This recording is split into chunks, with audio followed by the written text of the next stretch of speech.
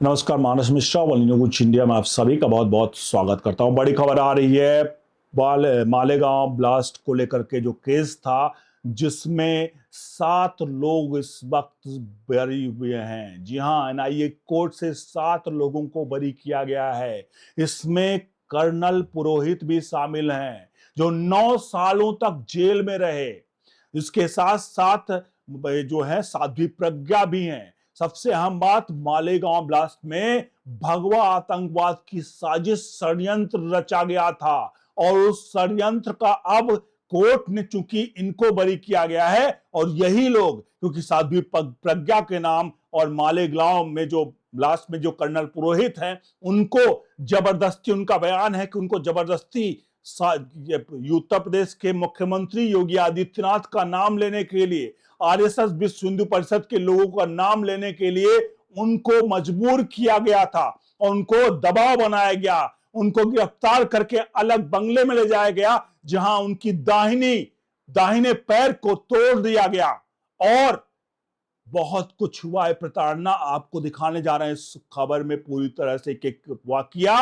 आप सभी से अनुरोध करेंगे, इस पूरे प्रकरण पर अपनी राय प्रतिक्रिया जरूर दीजिएगा। सोनिया गांधी का आज एक्सपोज कतई ये हो गई है, क्योंकि सोनिया गांधी ने ही कांग्रेस नहीं भगवा आतंकवाद की कहानी गढ़ी थी, और ये भगवा आतंकवाद का सबसे बड़ा उनका षड्यंत्र या साजिश थी, जो सोशल मीडिया पर आज लोग कह रहे हैं एनआईए के कोर्ट के फैसले के बाद, जहां 7 के 7 आरोपी बरी कर दिए गए हैं। इसमें कर्नल पुरोहित भी हैं और साध्वी प्रज्ञा भी हैं। आप सभी से अनुरोध करेंगे, इस पूरे मामले पर अपनी राय प्रतिक्रिया जरूर दीजिएगा और वीडियो को लाइक शेयर जरूर करेगा। सबसे पहले हम पूरे घटना की टाइमलाइन दिखाते हैं, उसके बाद कर्नल पुरोहित के साथ क्या क्या हुआ था और क्या सोनिया गांधी, कांग्रेस ने भगवा आतंकवाद को टारगेट करने के लिए इनका इस्तेमाल किया और इनको इनको कहीं ना कहीं इस तरह प्रकार से प्रताड़ित किया,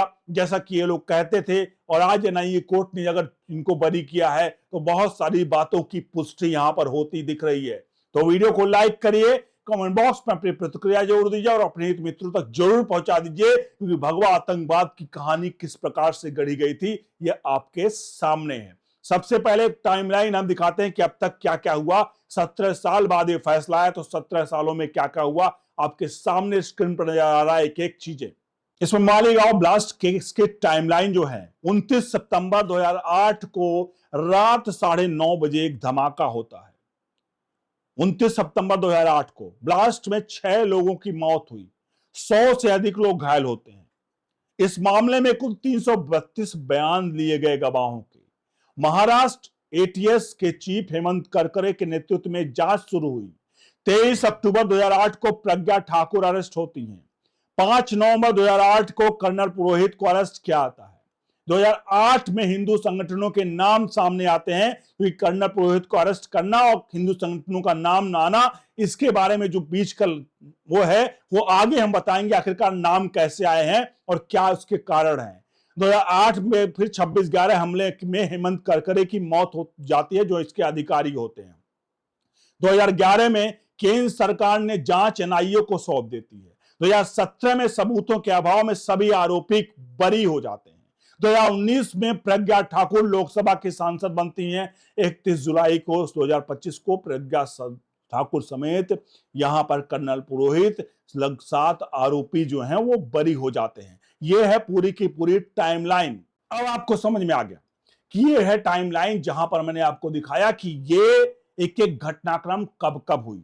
अब आपको समझना पड़ेगा लेफ्टिनेंट कर्नल के साथ क्या हुआ, लेफ्टिनेंट कर्नल पुरोहित के साथ।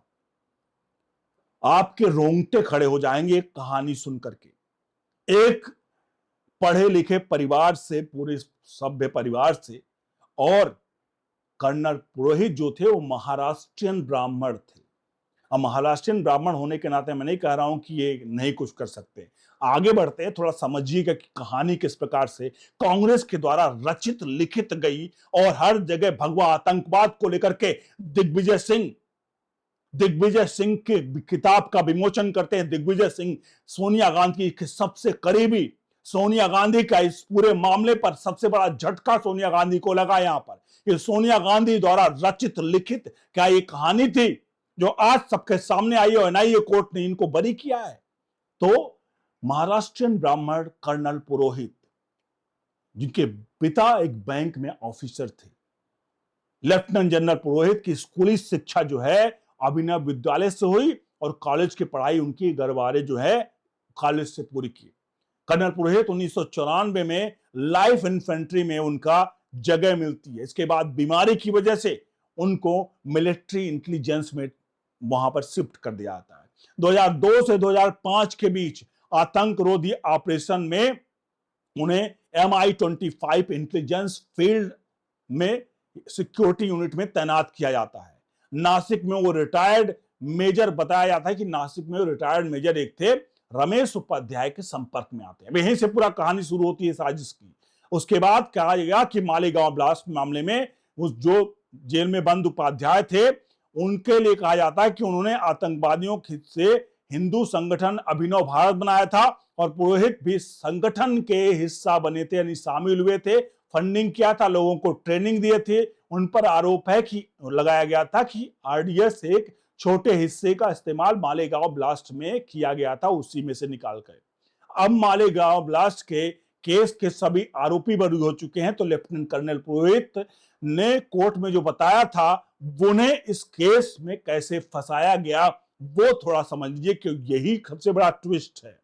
उन्होंने कहा कि उनको गिरफ्तार करके उनको कैसे टॉर्चर किया गया उसकी पूरी कहानी उन्होंने बयां की। उन्होंने कहा था कि मुंबई एटीएस के अधिकारियों ने उन्हें प्रताड़ित करने किया था और उनका दाहिना घुटना तोड़ दिया था। पुरोहित ने एटीएस पर अवैध रूप से पूछताछ करने का भी आरोप लगाया था। साथ ही उन्होंने यह भी कहा था कि एटीएस के अधिकारियों ने उन पर दबाव बनाया कि आरएसएस और विश्व हिंदू परिषद के वरिष्ठ सदस्यों का और गोरखपुर के उस समय के सांसद और इस समय के मुख्यमंत्री योगी आदित्यनाथ का नाम लेने का दबाव डाला था उनका। और साथ ही पुरोहित ने दावा यह भी किया कि 29 अक्टूबर 2008 को जब उनको गिरफ्तार किया गया तो एटीएस ने उन्हें गिरफ्तार, हालांकि एटीएस ने उन्हें गिरफ्तार नहीं दिखाया था। उन्होंने कहा कि उन्हें गिरफ्तारी के तुरंत बाद उसने खंडाला में एक बंगले में ले जाया गया, अलग बंगले में ले जाया गया था। वहां पर उनके जो हेमंत करकरे थे जिनकी मृत्यु 26/11 में हुई थी, और परमवीर सिंह जो अभी यूपी मुंबई महाराष्ट्र पुलिस के कमिश्नर थे, और सैन्य अधिकारी उनके पूछताछ कर रहे थे। जब कांग्रेस की सरकार थी महाराष्ट्र में तो ये परमवीर सिंह क्या थे आपको पता है? ये वही परमवीर सिंह है जिन्होंने भारत की रिपब्लिक भारत के जो है अर्नब गोस्वामी पर भी हाथ डाला था। अब आप समझ सकते हैं कौन किसका सिपहसालार है और क्या कैसे है। आप सभी से अनुरोध करेंगे इस पूरे प्रकरण पर अपनी राय प्रतिक्रिया जरूर दीजिए कि आखिरकार आज एनआईए कोर्ट का यह फैसला और भगवा आतंकवाद की थ्योरी, प्रधानमंत्री नरेंद्र मोदी ने 2 दिन पहले ही संसद में कहा गया, भगवा आतंकवाद को फैलाया गया। किस प्रकार से मैंने बताया, जैसा कि दिग्विजय सिंह किताब का विमोचन करते हैं आरएसएस भगवा आतंकवाद को लेकर के।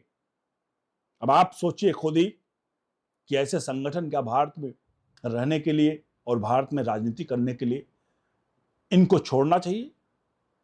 आपकी राय प्रतिक्रिया कमेंट बॉक्स में जरूर आनी चाहिए। वीडियो को लाइक करिए, शेयर करिए। हम देश हित में काम करें। नीचे दिए नंबर्स पर सहायता राशि गूगल पे, फोन पे, पेटीएम के माध्यम से जरूर भेजिए। बने रहिए ओनली न्यूज इंडिया के साथ। बहुत बहुत धन्यवाद।